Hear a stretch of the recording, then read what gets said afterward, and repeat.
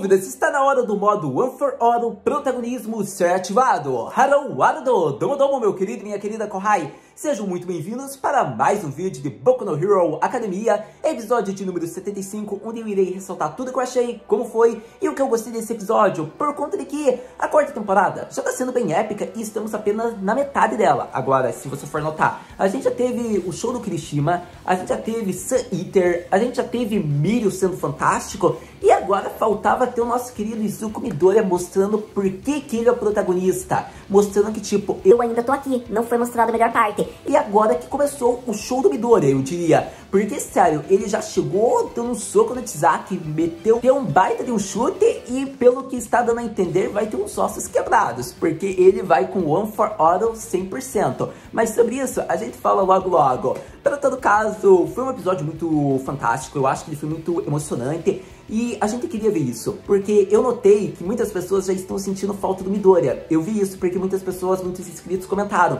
Só que eu já gosto dessa quarta temporada por conta disso, porque eles desenvolvem outros personagens. E eu amo o Midoriya, sem dúvidas. É o meu personagem, possivelmente, talvez o favorito de My Hero Academia. Hoje em dia, eu diria que é o Mirio, mas eu gosto muito do Midoriya. Então, acontece que, tipo, eles focaram em personagens como o Kirishima, que já tinham um certo carinho, só que mostrar um pouco da história dele, mostrarem um pouco do Sun Eater, que é um personagem, digamos, até importante também, mostrar o Mirio, que, querendo ou não, ele é o foco do arco de certa maneira. Digamos que o Mirio, ele vai ter desenvolvimento nesse arco, ele já teve, na verdade. Dificilmente você vai ver o foco no Mirio em outros arcos que vão passar agora em My Hero, que vão ser adaptados. Então, eu acho que colocar o foco dele e, digamos, deixar um pouco de lado o protagonista foi legal, porque eles desenvolveram vários personagens e agora mostra a batalha final, digamos que desenvolve o Midoriya. Então, agora que você vai perceber isso, que vai ver um Midoriya muito mais crescido, um Midoriya muito mais preparado, um Midoriya que mantém a essência do garoto que, se for preciso, vai quebrar uns ossos. Para todo caso, acredito que foi legal, eu tinha que falar isso porque é um dos motivos que eu gosto e acho legal a quarta temporada, só que agora finalmente teremos o que muitas pessoas estavam sentindo saudade, que é o Midoriya. E sério, eu acho que foi muito bom tudo que eles apresentaram no episódio, o Midoriya mostrando que ele vai tentar distorcer esse futuro, ele vai mostrar que ele pode, com a determinação, com o poder do protagonismo, com o One for All. Então, sério, esse episódio foi a preparação para o próximo, que vai ser a grande batalha. Mas, para todo caso, ainda tem algumas coisas que eu quero conversar com vocês, porque teve uma cena muito dramática, muito bonita em torno da Eri, digamos que ela tentando voltar para que ela não ferisse mais, digamos que o Midoriya e os outros heróis, foi bacana. Também devo ressaltar um pouco, talvez, lá do Ser, nem tem muito o que ressaltar, mas vou falar do que aconteceu com ele. E vou falar do Midoriya, né, porque ele que foi o ácido, afinal, nosso protagonista finalmente chegou para a sua batalha final nesse arco. Então vamos logo falar sobre Boku no Hero Academia, episódio de número 75, mais conhecido como A Luz da Esperança Ainda Está Viva. Midoriya chega e tentará salvar Eri. Começo ressaltando o Tizaki, por conta de que ele, na minha opinião, foi o destaque do episódio. O Midoriya, ele foi todo legal, ele teve seu destaque, mas para todo caso, o Midoriya é só no próximo episódio realmente que a gente vai ver um pouco dele. Mas ainda assim, ressaltarei as cenas que o Midoriya foi de destaque, que ele foi incrível, mas eu começo pelo Tizaki porque eu achei incrível, digamos que o momento que ele apareceu, por conta de que ele já tá sendo um vilão que tá roubando os holofotes do antagonista principal, que é o Tomura. E acontece que tá sendo de uma maneira muito incrível, porque a individualidade dele, a gente já sabia que era poderosa, afinal ele poderia desmembrar e ainda recriar, digamos que tudo que ele quisesse. E acontece que ele chegou num nível que ele mostra o quão cruel, mais poderoso e um vilão de respeito ele é. Afinal, ele, digamos que usa o corpo do seu companheiro para recriar e juntar para o seu corpo, e assim ele consegue ter a individualidade do mesmo. E sério, isso foi muito épico, por conta de que a fala que ele diz: não está na hora de eu parar aqui, você não iria querer que eu parasse nesse momento, não é mesmo? Foi muito, digamos que, talvez de revolta, de ódio, porque a gente viu o quão cruel ele pode ser. Ele fundiu o próprio corpo com o corpo do companheiro que havia sido, talvez, desacordado ou morto, mas a gente viu, digamos, que viu até que nível ele pode chegar. Querendo ou não, foi uma fusão que teve uma Hero Academia, e foi uma fusão que é épica, porque se você for notar, ele conseguiu ter a individualidade dele, ele pode usar ainda até do companheiro. E quem são os personagens que possuem, digamos, várias individualidades? No momento atual mostrado no anime, é só o Todoroki que pode usar individualidade, porque ele já nasceu com uma dupla individualidade, que é a individualidade do lado da mãe, que é a de gelo, e do lado do Endeavor, que é de fogo. Então, e eu achei interessante porque, segundo o que foi mostrado, ele pode ter mais individualidades. É só ele, digamos que, recriar vários corpos para dentro de si. Ele vai recriando o próprio corpo dele. Como vemos, se ele quiser, ele pode ter, digamos, por exemplo, uma individualidade, deixa eu pensar, de algum personagem do próprio Todoroki, do próprio Kirishima. Então, se ele juntar, digamos que os corpos das pessoas, ele pode ter múltiplas individualidades. E isso é muito épico. Eu, pelo menos, gostei. Então, podemos dizer que no momento atual, a gente desconhece até que nível o Chisaki está. Pode ser que ele tenha mais alguns truques que a gente nem conhece. Para todo caso, achei épico, deveria ressaltar essa parte, porque mostra o quão cruel ele pode ser, mas mostra também que há subordinados que seguiam ele e sabiam do quão cruel ele também poderia ser. E um dos pontos legais que eu ressalto desse vilão, que eu até vou ressaltar provavelmente no próximo vídeo, se for adaptado fielmente, é o lado de coração que ele tem, digamos que pelos Yakuza. Por conta do quê? Isso foi mostrado no episódio passado e eu já poderia ter ressaltado, só que eu acabei só falando uma parte. Mas o carinho, o zelo, ele realmente quer trazer a reputação dos Yakuza novamente.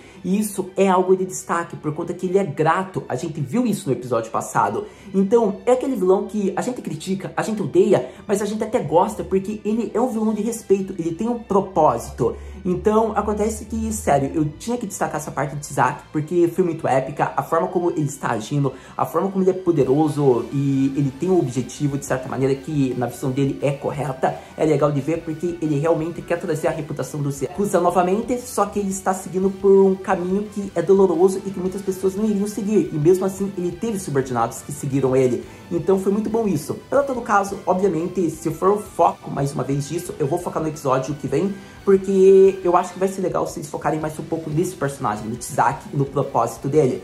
Para todo caso, tendo ressaltado já um pouco dele aqui no vídeo, agora vamos falar de outras cenas que eu achei relevantes e devem ser destacadas. Mas então vamos falar agora de uma cena que foi revoltante, triste, deprimente e de certa maneira fofa. Vamos falar da cena da confissão de Eri. Por conta de que, em todo momento, a gente viu que ela se sente culpada por conta do psicológico, digamos, que o Chisaki fez ela passar. Então, todos os problemas, todos os traumas, sejam físicos, mentais, ainda refletem nessa garotinha. Então, acontece que ela se acha um ser amaldiçoada por conta de que ela pode, digamos, que fazer com que pessoas inocentes, heróis com que ela possa se importar, sejam feridas e mortas por se envolverem com ela. Então, isso ainda pesa, digamos que muito na mentalidade dela. Afinal, ela é uma garotinha. Então, a maneira com que o Chisaki ainda consegue manipular ela é enorme. Não é à toa que a gente viu que quando ele usa o poder da confissão que ele adquiriu, a gente vê que a Eri, ela larga o Mirio, que está aos trapos, está se movendo só por sua determinação e volta para o campo de batalha, onde o Midoriya ainda estava, digamos que fazendo uma retaguarda. Estava tentando lutar contra o Chisaki. E foi muito interessante essa cena, por quê? Porque a gente vê que realmente ele continua usando o poder da confissão e acontece que a Eri acaba falando que ela não acha que o Midoriya vai dar conta. Ela não acha que o Midoriya vai conseguir derrotar o Chisaki. Então ela começa a falar agora a sinceridade, a confissão, só que a gente vê que ela tá falando do coração dela agora, que se ela voltar, deseja que o Chisaki reconstrua todos e que tudo volte ao normal. E é muito bonitinho porque é o lado ingênuo de uma criança. E acontece que quando ela fala isso, é aquela cena fofa, só que é aquela cena que a gente fica com pena dela, porque a gente fica com dó, a gente fica revoltado da situação. Então acontece que conforme ela falava, ela acreditava que o Chisaki iria, né, digamos que reconstruir todos se ela voltasse. Foi interessante, porque a gente viu que daí ele já começa a manipular e a tentar abalar o espírito do herói do Midoriya, porque Chisaki já falava, viu, você não passa de um ponto cruel que está fazendo a Eri sofrer, ela não te vê como uma esperança, a esperança dela já havia sido quebrada quando o Remirion foi derrotado. Então, nesse momento, tipo, foi uma cena que poderia abalar qualquer herói e poderia ter acabado com Midoriya. Só que a gente vê aí a determinação, digamos que, do futuro símbolo da paz.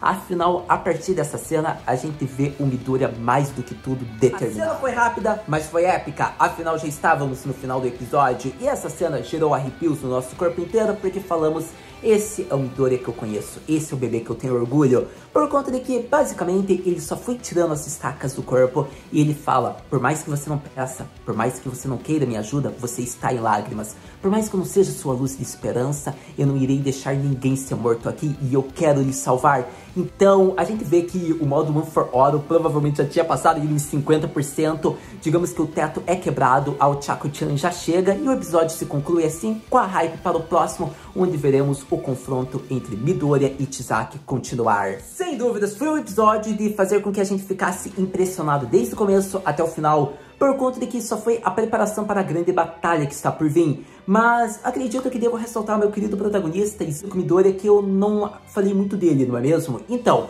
primeira cena, eu achei que aquele soco no Tizaki foi incrível, a melhor entrada. Ter visto o Musher se Smash também foi muito épico, a animação foi incrível. A gente viu que o Midoriya estava mais determinado, ele já estava com o corpo dele todo quente e doendo, só que ele estava conseguindo controlar Need You % do One for All, então foi épico ver isso, ele já estava chegando no limite do que ele pode controlar. E acontece que agora eu volto a falar do que eu falei alguns minutos atrás, que foi, digamos que o discurso, a fala dele. Foi muito boa, por quê? Porque basicamente todo mundo tá desacreditado, todo mundo esqueceu do Midoriya. E acontece que, tipo, ele mostrou, eu tô aqui, eu sou o protagonista, eu vou salvar ela. E foi interessante, por quê? Porque a previsão do Ser dá que o Midoriya será morto.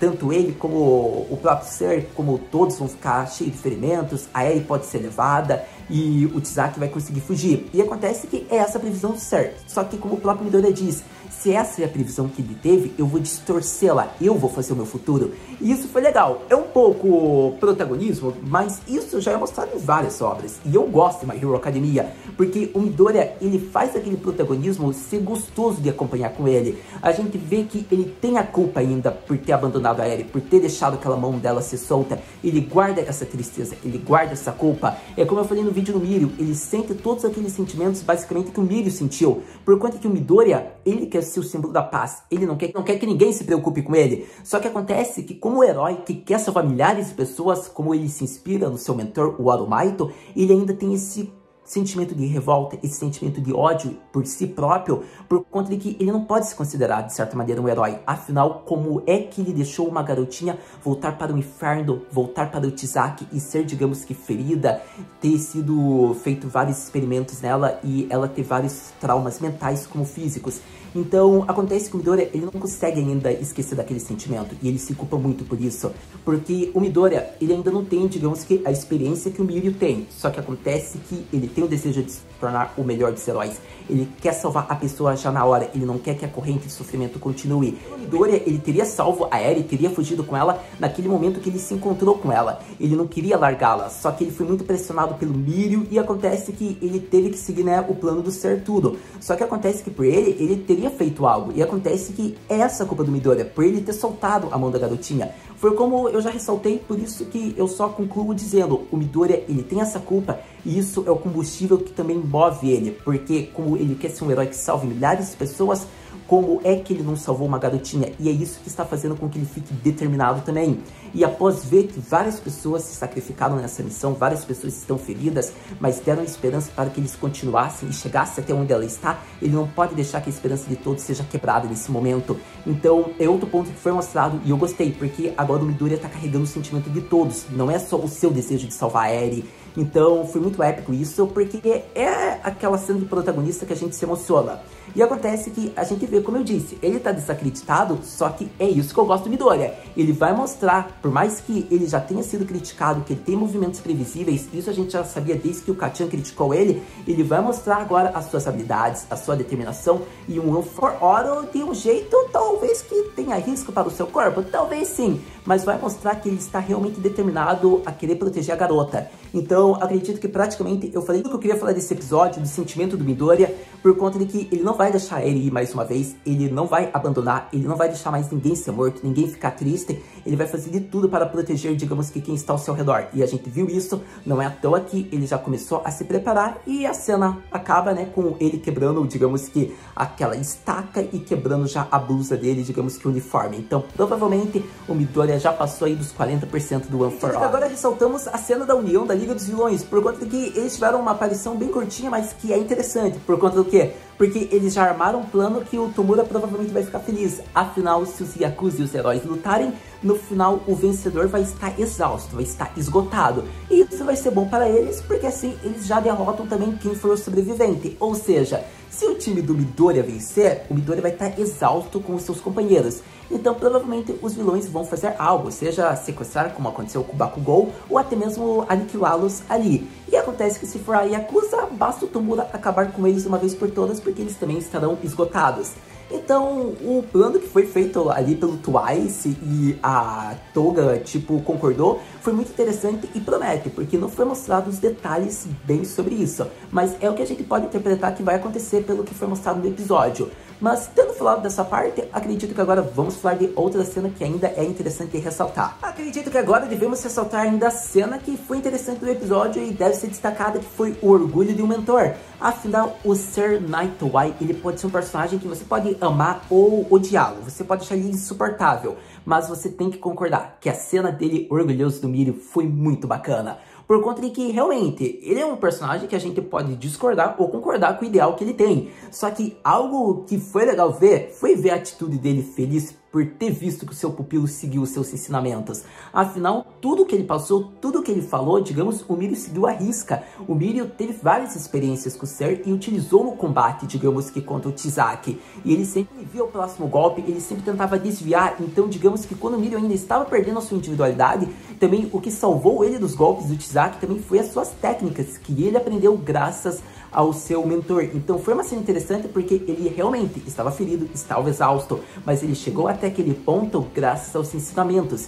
Então a cena do Nighteye todo orgulhoso foi uma cena que eu deveria destacar que foi muito boa, porque é uma relação tão especial quanto a relação do Midori e do All Might, digamos que apresentada. Embora eu prefira a relação do All Might e do Midori, porque já é de várias temporadas, é a relação principal, é uma relação emocionante de mentor e pupilo. Mas deve ser ressaltado também a do Ser e a do Mirio, que é a relação de mestre e pupilo do arco. Mas, para todo caso, acredito que tendo ressaltado praticamente tudo que eu queria sobre esse episódio, já vamos para a pergunta clássica. Haru-senpai, o que podemos esperar para o próximo episódio de Boku no Hero Academia? No próximo episódio de Boku no Hero Academia, meus queridos corrais, onde vemos que o título se chamará Mugen Hyaku Presento, veremos a criação, o laço de Midori e Eri, além de vermos o poder do One for All. Afinal, os gritos de pedidos e socorros, junto do poder dos corajosos que atendiam esses gritos, veremos Midori superar seus limites. Para todo caso, o próximo episódio promete, vai ser épico, fantástico, emocionante, vai fazer a gente chorar se duvidar, porque o Midori tem esse poder, ele tem também o poder das lágrimas, para fazer com que eu chore com toda cena que ele supera seus limites. Para todo caso, no próximo episódio a gente conversa. Muito obrigado por ter visto esse vídeo até agora, a gente se vê no próximo vídeo de Boku no Hero Academia. Mata, né?